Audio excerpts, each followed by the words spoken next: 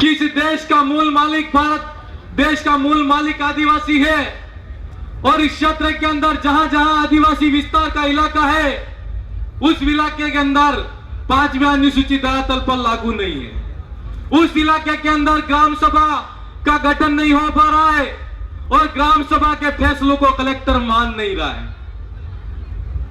मेरा आप सब लोगों से सवाल है और कहना है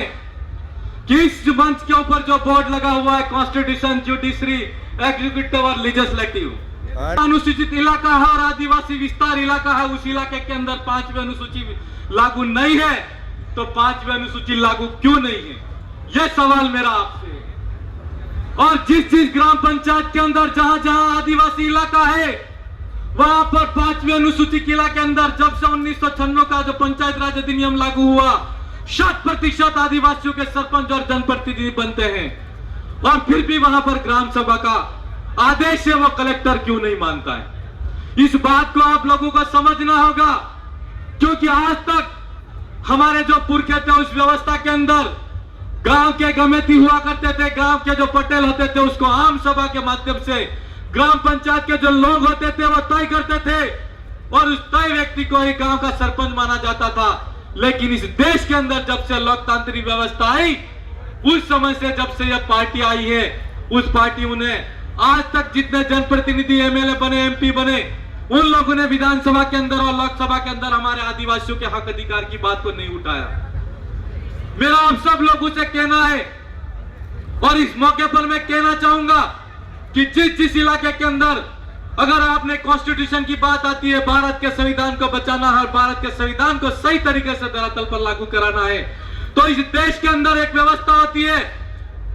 एक तो होता है शासन और दूसरा होता है प्रशासन। शासन उसको कहा जाता है जिसको लोकतंत्र के माध्यम से आप लोग लोकतंत्र के माध्यम से अंगूठा के माध्यम से अपनी जो जनतंत्र की जो जनता की ताकत है उसको बेच देकर विधानसभा के अंदर और लोकसभा के अंदर बेचते हैं। लेकिन आज तक जो लोग चुनते आए अगर भारत के संविधान को बचाने की बात आती है और संविधान में संशोधन करने की बात आती है तो कॉन्स्टिट्यूशन को बचाने के लिए आपको सही लोगों को आपको एकदम ईमानदार और सही जो आपके हक अधिकार की बात विधानसभा की सदन के अंदर उठाए उन लोगों को चुन के भेजना होगा। दूसरा, जुडिशरी के अंदर जो जुडिशरी की बात आती है, जो आज हमारे क्षेत्र के अंदर वन विभाग की जमीन के ऊपर कोई आदिवासी वर्षों से काबिज है और वो अगर हमारे पट्टे के लिए वो किसी दफ्तर के अंदर हमारी फाइल लगा के बैठा है और अगर उस पर कृषि करता है तो फर्जी तरीके से उस पर एफआईआर दर्ज करके वन विभाग के व्यक्ति उसको अरेस्ट करते हैं, उसके ऊपर फर्जी तरीके से एफआईआर दर्ज करते हैं और वो एफआईआर दर्ज करने के बाद में हम जब न्यायालय के अंदर मामला जाता है तो वहां पर लड़ने वाला वकील है वो आदिवासी नहीं है, न्याय देने वाला जो जज है वो आदिवासी नहीं है। जुडिशरी के अंदर भी हमको लोगों को भेजना होगा, कार्यपालिका के अंदर भी हमको लोगों को भेजना होगा और लेजिस्लेटिव के रूप के अंदर तो एमपी और एमएलए आप लोग भेज ही रहे हो। लेकिन मेरा आप सब लोगों से एक और बात भी कहना है कि जहां जहां मैं देखता हूं कि अगर इस देश के अंदर, पूरे देश के अंदर आदिवासी जहां जहां पर अगर संगठित होता है तो यहां पर 9 अगस्त के दिन जश्न और खुशी के दिन मनाने के लिए आदिवासी पूरा संगठित समाज के रूप में जहां जहां पर आयोजन करता है, सांस्कृतिक रूप से संगठित होता है। और दूसरा,